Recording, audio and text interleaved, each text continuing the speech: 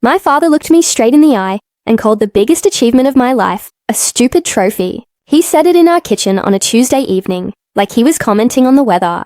He had no idea that within 72 hours, the same daughter he humiliated would be sitting under bright television lights in front of millions of people across the country. He had no idea that the same family who refused to show up for me would be sitting on our old brown couch, watching me on the screen, finally understanding what they had thrown away. My name is Olivia Bennett, and this is the story of the night everything in my family changed. Forever. I grew up in a small town called Millbrook, Ohio, where everybody knew, everybody and reputation mattered more than truth. My father, Richard Bennett, ran a small construction business and believed a person's worth could be measured by how loud they could talk in a room. My mother Diane stayed home raising me and my older sister Vanessa, and she learned early that peace in our house meant agreeing with whatever my father decided was important. Vanessa was 3 years older than me, and from the moment I can remember, she was treated like the family's crown jewel. She was pretty in the way people in our town admired. She was loud in the way my father respected. She married a man with a good last name and a bigger house than ours, and that was enough to make my parents proud for the rest of their lives. I was different, and different in my family was never a compliment. I liked reading emergency response manuals instead of fashion magazines. I liked drawing evacuation routes on graph paper instead of doodling hearts in the margins of my notebooks. People assumed it was strange until the spring I turned 11 years old, when a flash flood tore through the lower half of Millbrook and swallowed entire streets in less than an hour. 3 of my classmates lost their homes that week. One neighbor down the road never made it out of her basement in time. I remember standing on our porch, watching the water rise and thinking that somebody should have warned them sooner. Somebody should have known this was coming. That single thought planted itself in me and never left. By the time I reached high school, I already knew what I wanted to do with my life. I wanted to build systems that warned people before disaster swallowed them whole. My guidance counselor called it an unusual career path for a girl from a town like ours. My father called it a waste of a good brain that could have gone into something practical like his business. My mother said nothing because my mother rarely said anything that might disturb the surface of our family's calm water.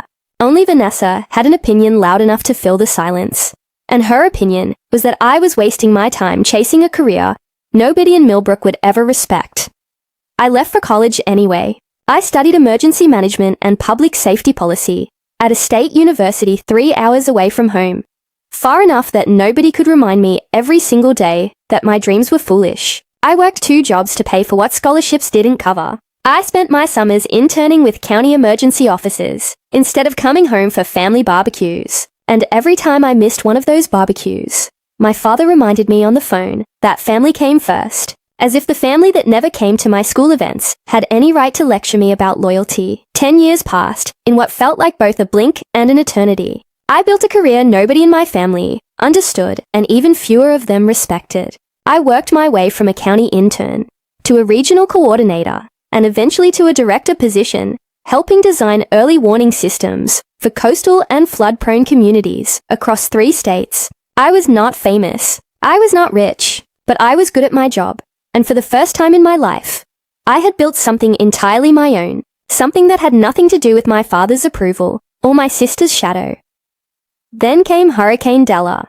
Della was supposed to be a moderate storm. According to early forecasts, the kind coastal towns brace for every single season, without much panic. But 3 days before landfall, the data our team was tracking told a different story. Wind shear patterns were shifting in a way that suggested rapid intensification, the kind of change that turns a manageable storm into a catastrophic one almost overnight. I had spent the previous 2 years helping build and test an early alert network designed exactly for moments like this one. A system that could push real-time warnings directly to residents' phones, local sirens, and emergency broadcast channels the instant our models detected dangerous escalation. I made the call nobody wanted to make. I pushed the alert 18 hours before the official national forecast upgraded the storm's threat level. It meant convincing skeptical local officials in the middle of the night. It meant taking responsibility if the data was wrong, and the evacuation caused panic over nothing. I remember sitting at my desk at 3 in the morning with my hands shaking over the keyboard, knowing that if I was wrong, I would never work in this field again, and knowing that if I hesitated, and I was right, people could die waiting for a more official warning to arrive. I was right. Della intensified faster than almost any storm on record that year. The early alert gave coastal communities nearly a full extra day to evacuate that they would not have had otherwise. Local officials credited the system with preventing what could have been one of the deadliest storms in that region's history. No lives were lost in the 3 towns that used the network, not one. After Della passed, my work caught the attention of a national organization that recognizes outstanding contributions to public safety and disaster preparedness across the country. And 3 months later, I received a phone call telling me I had been selected to receive their highest national honor, an award broadcast live on national television to an audience of millions during their annual ceremony. I called my parents the same evening I found out. I did not call to brag. I called because some small, stubborn part of me still hoped that this, finally, would be the moment they saw me clearly. I told my mother first, my voice shaking with an excitement I had not let myself feel in years. She congratulated me politely, and then asked if I was still planning to come home for Vanessa's anniversary dinner the same week, because Vanessa had already booked the good restaurant, and changing the date would be difficult. I told her the ceremony was the same night as the dinner. There was a long pause on the phone before she said she would talk to your father. He called me back 20 minutes later. So you want us to skip your sister's anniversary for some award show? He said, not as a question, but as a verdict already decided.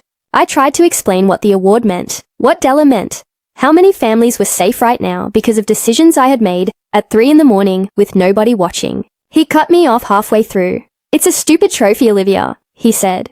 You always needed everybody looking at you for something. Your sister built a real family. You built a job nobody in this town even understands. I did not cry on that call. I had learned years earlier that crying in front of my father only confirmed whatever he already believed about my weakness. I simply told him the ceremony was televised nationally, and that I had reserved seats for all of them regardless, in case they changed their minds. He laughed, a short dry laugh with no warmth in it, and told me not to hold my breath. My mother called 2 days later to say she would not be coming either. She said it gently, the way she said everything, wrapped in apology and excuses about loyalty to Vanessa's plans. My sister did not call at all. She sent a single text message instead, 4 words long, the kind of message that takes less effort to type than it takes to read. It said, "Still seeking attention, huh?" I sat with that message open on my phone for a long time that night. I thought about the 11-year-old girl on the porch, watching floodwater swallow her neighbor's house. I thought about every missed birthday and every late night shift and every promotion my family had shrugged off as if it meant nothing. And somewhere in that quiet apartment, surrounded by boxes of old emergency response manuals and a dress I had already picked out for a ceremony my family refused to attend, I made a decision that would change everything that came after. I decided I was still going. Not for them. Not anymore. I was going for the version of myself who once stood on a porch, promising to build something that mattered, long before anyone in my family ever bothered to ask what that meant. What none of us knew that night was just how far that decision would travel, or how loudly it would echo through every room of the house I grew up in. The ceremony was held in a large hotel ballroom in the city, the kind of room with high ceilings and crystal chandeliers that made everyone inside speak a little quieter than usual, out of instinct. I arrived 3 hours early because nerves had chased away any chance of sitting still in my apartment.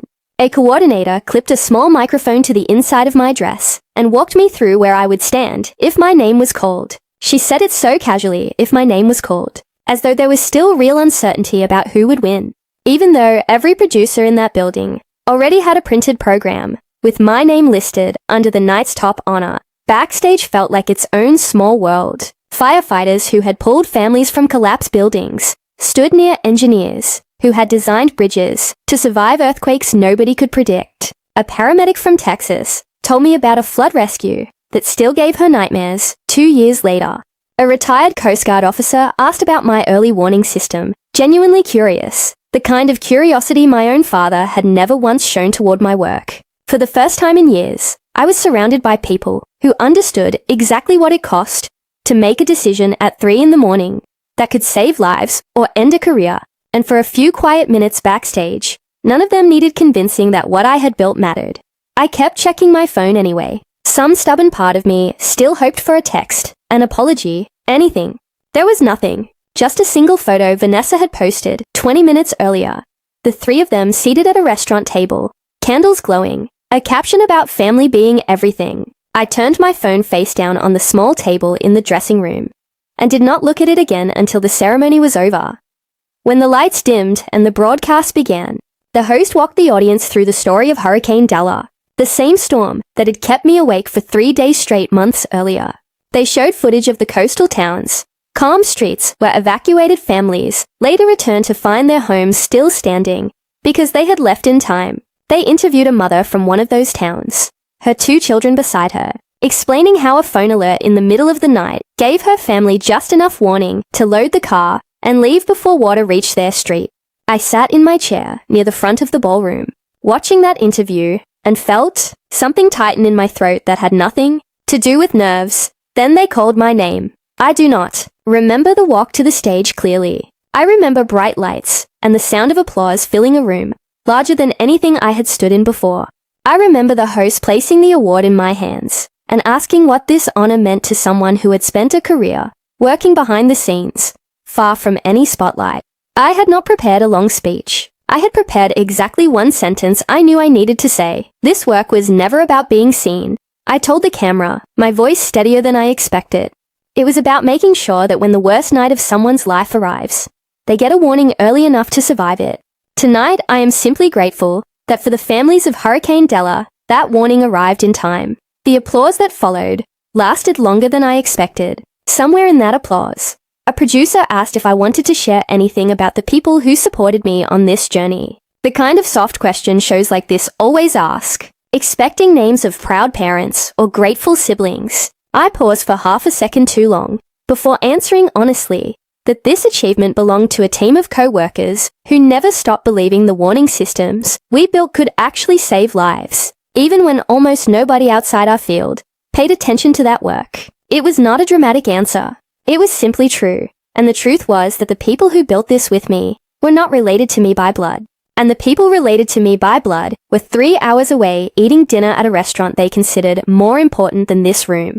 What I did not know, sitting under those lights, was that back in Millbrook, a neighbor named Carol Whitfield had the local news playing in the background while she folded laundry. The same network airing our ceremony nationally was the network Carol always left on, out of habit. She heard my name announced before the segment even cut to my walk across the stage, and within minutes, she was calling my mother's cell phone, asking if she was watching, asking if she knew her daughter was on television right now, this very second, accepting a national award in front of the entire country. My mother told me later that the restaurant suddenly felt very loud and very far away. She said she fumbled for her own phone with shaking hands, while my father insisted Carol must have the wrong channel, the wrong Olivia, some mistake. Vanessa was the one who finally pulled up a live stream on her phone at the table, and according to my mother, the table went completely silent the moment my face appeared clearly on that small screen, accepting an award broadcast to millions of people, while my own family sat 3 hours away with an empty chair beside them that none of them had bothered to fill. My father did not say a word for several minutes. According to my mother, he simply stared at the small phone screen as the host described the lives saved during Hurricane Della, as the footage of evacuated families played behind me, as the applause from a room full of strangers who respected my work echoed louder than anything our family had ever offered me. Vanessa reportedly set her fork down and did not pick it back up again that evening. The waiter came twice to ask if everything was all right with their meal, and twice, nobody at that table answered him. By the time I walked off that stage and finally checked my phone backstage, there were 11 missed calls from my father, 6 from my mother, and a single text from Vanessa that read only, "Why didn't you tell us it was tonight?" I stared at that message for a long moment, remembering the 4-word text she had sent 2 days earlier, mocking me for seeking attention, and felt something inside me that was not quite anger and not quite vindication, something quieter and heavier than either of those feelings. I had told them weeks in advance, reserved seats with their names on them, and watched all 3 of them choose an anniversary dinner over a moment that would end up defining the rest of my life. I did not call my father back that night.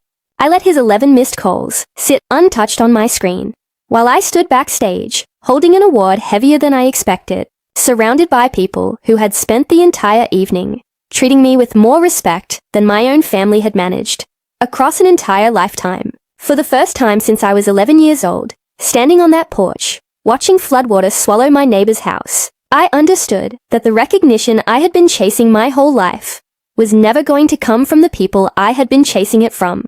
It had simply taken a televised stage and an empty restaurant chair for everyone, including me, to finally see that truth clearly. The story spread through Millbrook faster than any flood ever had. By morning, half the town had seen the clip of my acceptance speech, shared across local news pages and social media feeds. Carol Whitfield had apparently told 3 other neighbors before breakfast, and those 3 neighbors told their own families. Until by noon, my father was receiving congratulations from men at the hardware store who had no idea, until that morning, that his daughter even worked in emergency management. He later told me those conversations were some of the most uncomfortable of his life, accepting praise for an achievement he had mocked just days earlier, nodding along as strangers called me impressive, while he had called the same award a stupid trophy in our kitchen. I drove back to Millbrook 4 days later, not because I needed anyone's approval, but because the award itself came with a small engraved plaque meant for display, and some old habit in me still wanted to bring it home. My mother opened the door before I even knocked. Her eyes red, and pulled me into a hug that lasted longer than any hug I remembered receiving from her growing up. She apologized quietly, almost too quietly to hear, saying she had spent every day since that dinner replaying the choice she made, and wishing she had simply told my father the anniversary dinner could wait. My father was harder. He stood in the living room with his hands in his pockets, the same stance he used whenever he felt cornered, and told me he had watched the broadcast clip online more times than he wanted to admit. He said watching strangers call me impressive made something in his chest feel like it was caving in, because he realized those strangers had simply been paying attention to something he had spent years refusing to see. He did not cry. My father was not a man who cried easily, but his voice cracked once when he said he was sorry for calling my work a stupid trophy, and for a man like him, that crack was as close to an apology as I had ever heard him give. Vanessa never apologized directly. Not in words anyway. She showed up 2 weeks later at my apartment unannounced, holding a bag of takeout from a restaurant she knew I liked, and simply sat on my couch, asking quiet questions about Hurricane Della and the warning system and what it actually felt like in the middle of the night, making a call that could save lives or destroy a career. It was not an apology. It was something else, something closer to the beginning of actually seeing me as a person, instead of a competitor for our parents' limited attention. I want to be honest about something most stories like this leave out. None of those conversations magically rebuilt everything broken across an entire childhood of being overlooked. My father and I are still careful around each other in ways families who never doubted each other never have to be. Some wounds do not close just because the people who caused them finally notice them. But something did shift permanently in our house that week. A quiet recognition that respect cannot be demanded after the fact, just because the world finally proved what someone was always worth. I think about that night often. The empty chairs reserved with my family's names on them. The 11 missed calls I let sit untouched on my screen. The 4-word text message that called me attention-seeking just 2 days before I stood on a stage, built for people who actually saved lives. I do not think about it with anger anymore. I think about it as the moment I finally understood, something I wish I had learned far earlier in my life. Your worth is not created by the people who finally decide to notice it. It existed the entire time. In every quiet decision you made when nobody was watching. In every 3 a.m. choice you made, simply because it was right. Some people will only learn to respect you after the rest of the world already has. That is not a reflection of what you built. It is only a reflection of how long it took them to open their eyes. Keep building anyway. Keep showing up for the work that matters, even when the people closest to you cannot yet see its value. The right recognition, when it finally arrives, will always be honest, because it never depended on anyone's permission in the first place. If this story meant something to you, you are not alone in it. So many of us have spent years being underestimated by the very people who were supposed to believe in us first. If you have ever felt invisible in your own family, I hope Olivia's story reminded you that quiet strength eventually finds its own spotlight, on its own timeline, in its own way. Thank you for watching this story to the end. If you want more real stories about family, respect, and the quiet strength of being underestimated, stay with us here on Revenge Orchid. and we will see you in the next story.